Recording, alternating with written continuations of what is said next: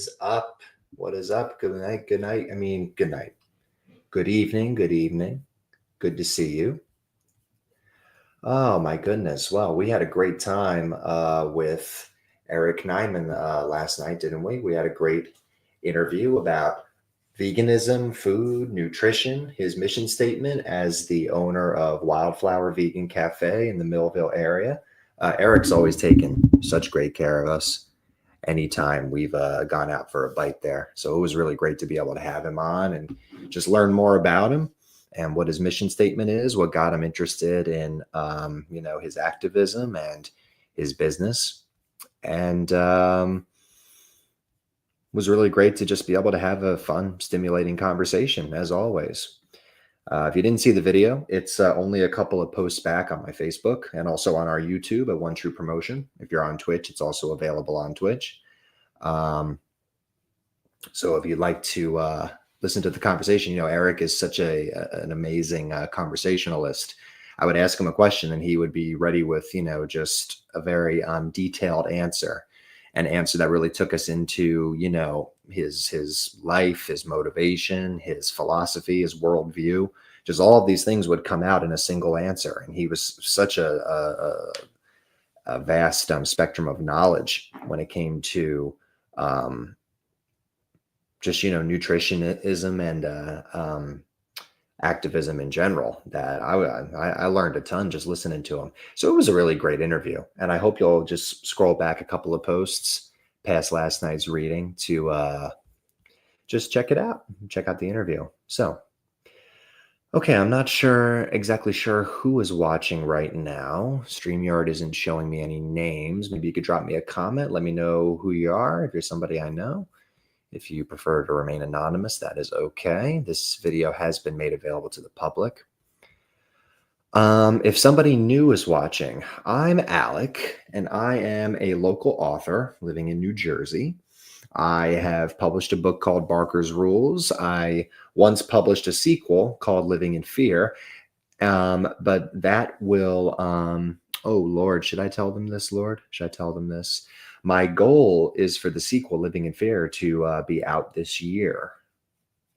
So for those of you who are enjoying Barker's Rules, you could buy the sequel come, I want to say September, when event season starts back up.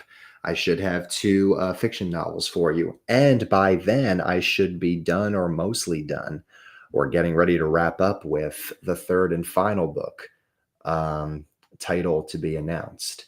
And the Meridian Trilogy will finally be a complete set that you could buy from me at the event table. So next event season is 2025.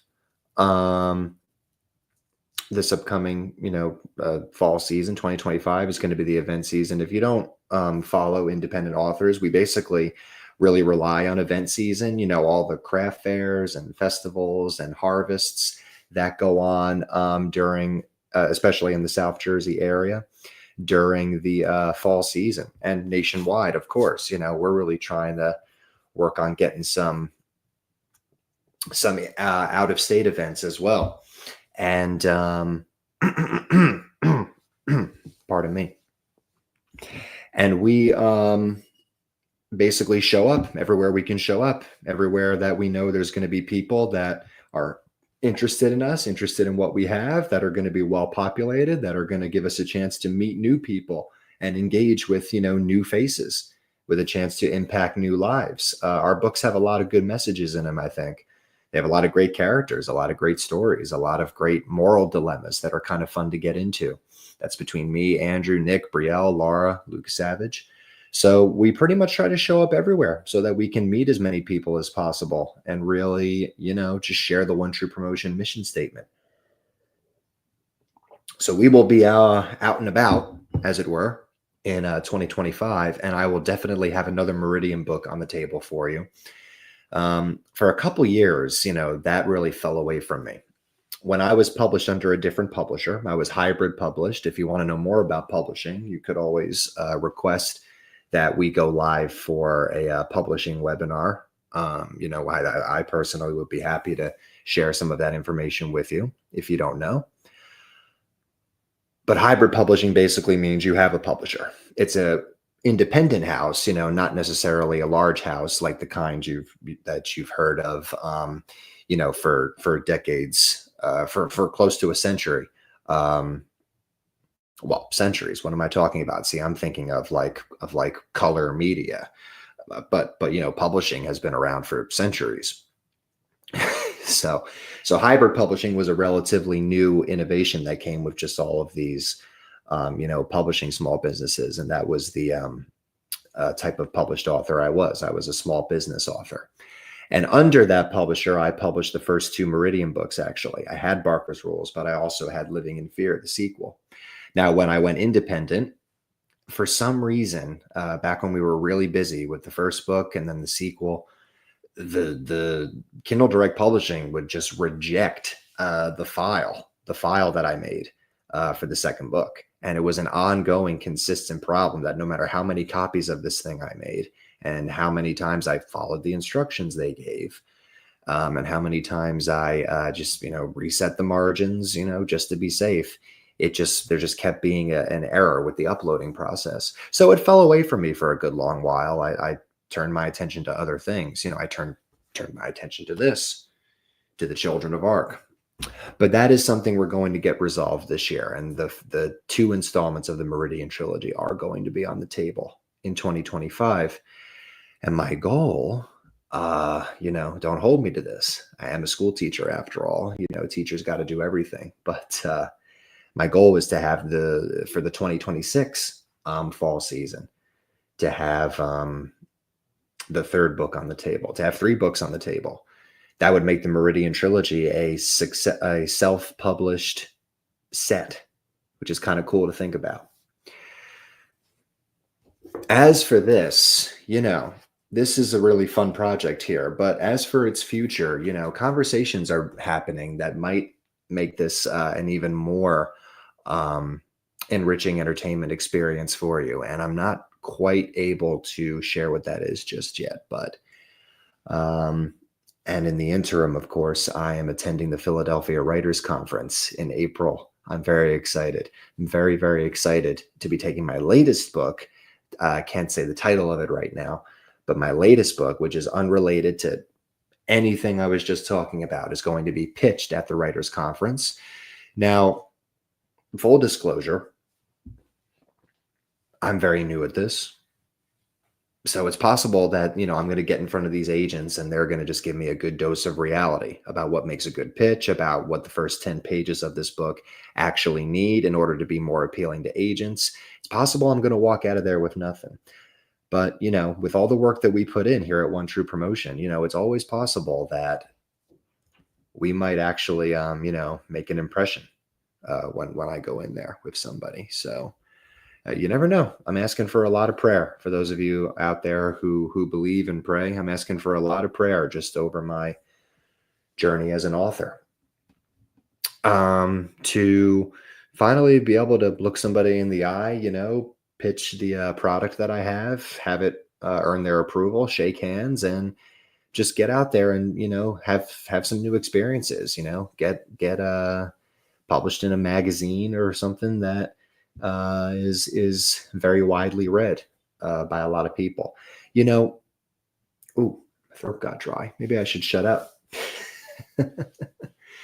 Take a quick swig of water. I was just going to say, that's the whole point, is that if you're a writer, you're definitely not doing it for riches and glory. You know what I mean?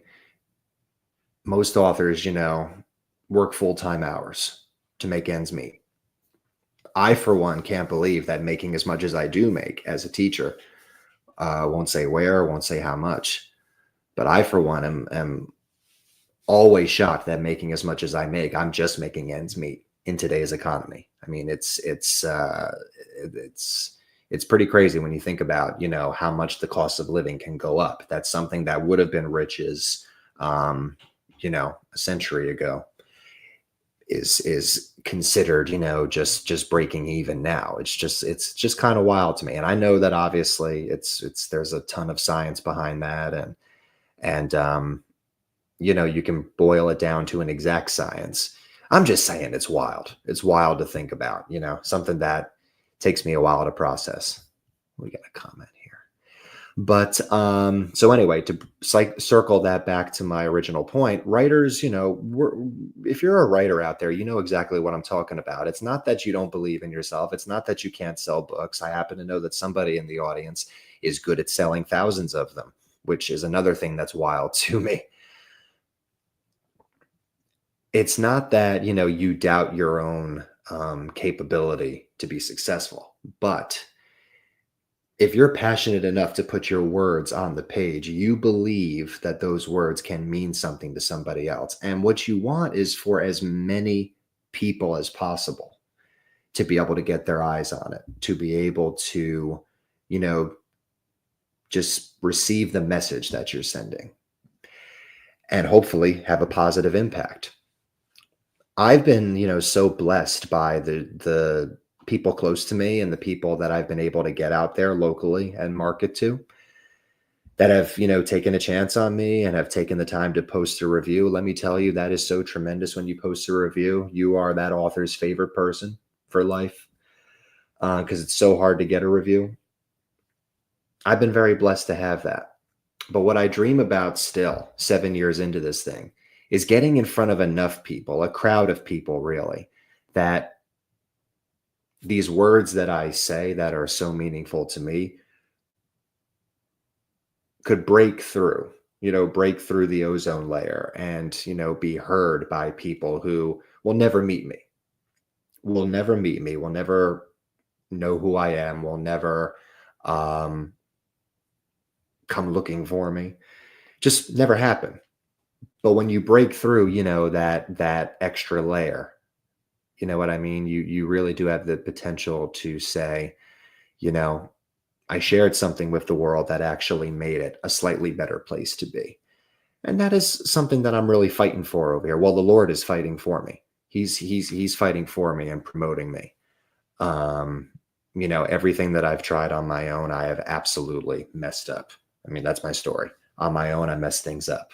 But walking by faith, doing things that seemed a little weird at first, not sure why anybody would go that route, but trusting the process and realizing, oh, when I do this, it actually, I actually start to see results. The writing gets better, the my ability to budget out the time drastically improves. My home life and my, relationships all improve. And you just start to see results across the board when you put your faith in God, when you put your faith in Jesus. He carries you through. He knows exactly how to make your dream a reality. He's the one who gave it to you. You got this dream from somebody who knows how to make it happen. The best thing that I ever did was get out of my own way. So, man, what was I saying? Oh, I'm really feeling, Andrew and I spoke about this earlier today. I'm really feeling kind of an upswing in positivity today. I feel very emboldened for the future.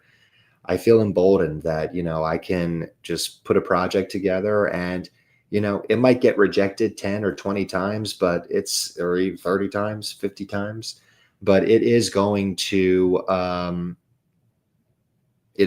be traditionally published. It is going to be traditionally published through sheer determination and tenacity and never giving up. I had a couple of failures in another department. I don't want to say what that was just yet, but if you followed me faithfully, which many of you have over the years, you will know that I started a certain something twice before and pitched it more than twice to shattering failure every single time, but I'm going to try it again. And I feel encouraged that this time it is actually going to work. I mean, this is what faith does. Faith convicts you. There's a difference between being, what am I trying to say here? There is a difference between being, there's a difference between being passionate and feeling conviction. When you're passionate, passion is good, but a passionate mindset, it might have you being in things like enthusiastic, you might be hardworking, you might be, maybe even a little obsessive, maybe you work a little too hard. Those are all things that could be synonymous with passion. But conviction is just being certain of your own success. I don't mean in an arrogant kind of way where if somebody criticizes you, you say, "Oh, who do you think you are?" That leads to failure because it's not a growth mindset, is it? You got to be willing to take in the things that are said to you if you want to grow and you want to adapt and you want to transform your art. Especially, you definitely need to just take a walk in the shoes of the person you're trying to get to give you money. So, yeah, I'm definitely not talking about being arrogant or being like, I can do no wrong, but conviction is being certain of your own success. It's being certain that the next time you fail is not the last time you're going to try. The next time you fail is not the last time you're going to try. It is not the last time that you're going to fight that battle. And when you're down, you're not going to stay down. Sometimes, I learned this with kind of a disappointing release for The Children of Arc, the book I was just holding up. I'm grateful to the people who bought it and read and reviewed, but it definitely wasn't what I wrote down. It definitely was not what I proposed in private meetings. It definitely was not what I envisioned. When I spent money on Amazon ads and was, disappointed by those results, that was a pretty crushing, devastating failure for me. So I know something about it. I know how it feels to do something with the possibility of failure looming over you. And you think to yourself, oh man, if this happens again, I don't know if I'm going to be able to handle it. I don't know if I can go through this again. That's what I call the passionate mindset, where you're really passionate about what you do, but you're really afraid to fail. And maybe you're not, you're really worried and you're really overcompensating with a lot of what you say. But a convicted mindset, a faith-based mindset is knowing that, listen, I started this for a reason. I started doing this for a reason. I was born with the ability to do this for a reason. Maybe not the reason I originally thought, but a reason. And I am certain of my success. I'm certain of my success. I already feel successful. It's just a matter of, running the full race and getting to wherever the finish line is, but I know it's there. That's what I'm talking about. And that's the mindset that people have got to have in order to just be positive about what they do in a challenging, competitive world. So, oh boy, I didn't even intend to say all of that. I don't know why all that just came out of me, but here we are. Oh goodness, I clicked on the wrong thing. So, well, it's been fun sitting here chatting with you all. If you're still watching, I got on here a little bit late, so I thought I would just make a quick announcement and not necessarily read a whole chapter tonight. But if you're still on here and you're still awake, shoot me a quick comment if you're watching. If you're signing off, don't bother. But if you're still watching, shoot me a quick comment so I know you're here. If enough people are here, maybe I will read a few pages before we sign off. If not, we'll resume on Monday. Schedule has been crazy. Hey, Monique, how are you? Schedule has been crazy. It's just been one thing after another, but I think things are smoothing out. I think that things are smoothing out come this upcoming Monday. Point being, I think that I'll be more well primed to come on here night after night and, just read you more of the book. If you've been enjoying listening to the chapters, I'm going to, try to get everybody through, but I know most people are working and most people are going to bed. So unless somebody comes on and tells me, unless somebody tells me, hey, why didn't you read a chapter last night? I was waiting for my bedtime story. A couple of people said that to me on nights where I wasn't able to make it to the computer in time. I felt a little bad. But unless somebody specifically tells me that, or enough people specifically tell me that. I figure sometimes it's good to come on here and keep these things short, just let you know what's on the horizon, what's going on, what my plans are. I really am, again, asking for prayer for this writers conference. I think it's on April 26th. I put it in my calendar, but I don't have my calendar in front of me. I really, oh man, I spent some money on this thing. I mean, we spent a lot of hours at the beginning of this year, my wife and I gotta stop leaning because I'm shaking the camera like ridiculously. I've never done that before. I'm all over the place. All right, let me sit back and stop shaking this camera. We spent some time doing a budget, and man, did I have to just go over budget. Just, ask forgiveness, not permission. to be able to not only attend this conference, but to have all the services rendered. And I mean, it's not something that I get to do every week, is I guess what I'm saying there. So, I'm just asking for prayer about it. I want to go there. I want to take in the information that I got to take in. I want to meet some good agents, maybe get hooked in with somebody who could become a partner. Just take me to the next step, to the next stage of this whole thing. I'm hoping that this day next month will really lead to something. So, so prayers for that would be awesome. And prayers for my wife as well, who is currently an actress in a really, really great show coming to the Bridgeton area soon, which I hope you'll all get a ticket to. Thank you so much, Monique. God bless you, sister. I hope you all get a ticket to her show. I can't say nothing about that yet, but if you follow her, you'll be able to see what it is. Scroll through the post. She's got some information up about it. But she's an amazing talent. The Kalapar, the Children of Arc, the book, it wouldn't be what it is without her. I mean, I needed a lot of help. That was written back in 2019? That was a little while ago now. I was a much less experienced writer, and I was really struggling. And Carrie is so good at character development because she plays characters, and it's not enough for her to just read lines and dance around the stage. No, she really becomes the character. She thinks up a whole backstory for them in her mind, and a sequence of events that lead to who this person is now, so that she can really embody that from the inside out. And it's amazing watching her, just absolutely amazing. So I really, always ask for prayer for her as well, doing what she does.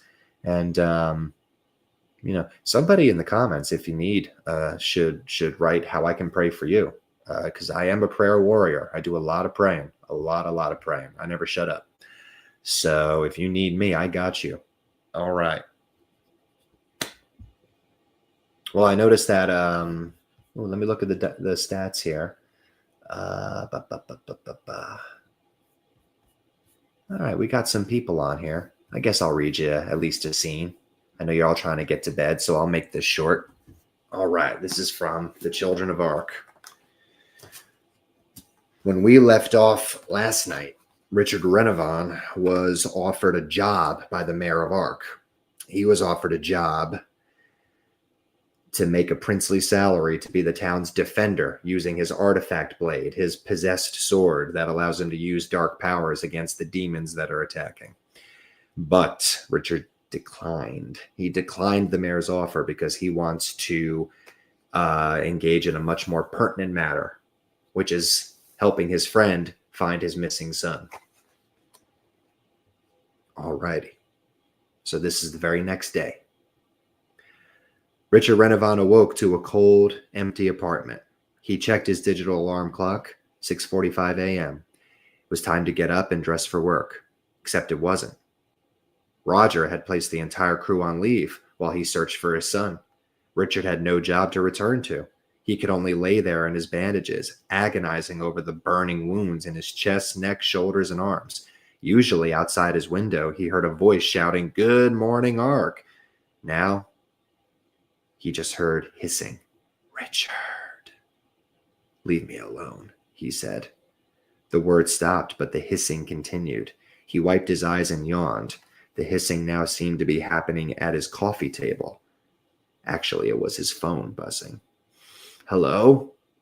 Richard," said Roger. "Richard, I need some help. Please, I can't call anyone else." So Richard dressed and returned to Claymore's Tavern. Roger was visibly delighted when Richard returned to him, but he did seem surprised not to see the artifact blade on his back. "What happened with the mare?" Richard's anxiety welled up, but he forced out an answer. "I couldn't do it." Roger's expression had been somewhere between nervous and not surprised. He kept Richard standing there in uncomfortable suspense, his mind seeming to go in many different directions, until finally he said, "Probably the right idea." Richard sighed. He then saw that inside there were papers scattered about the coffee table, leads concerning Kevin.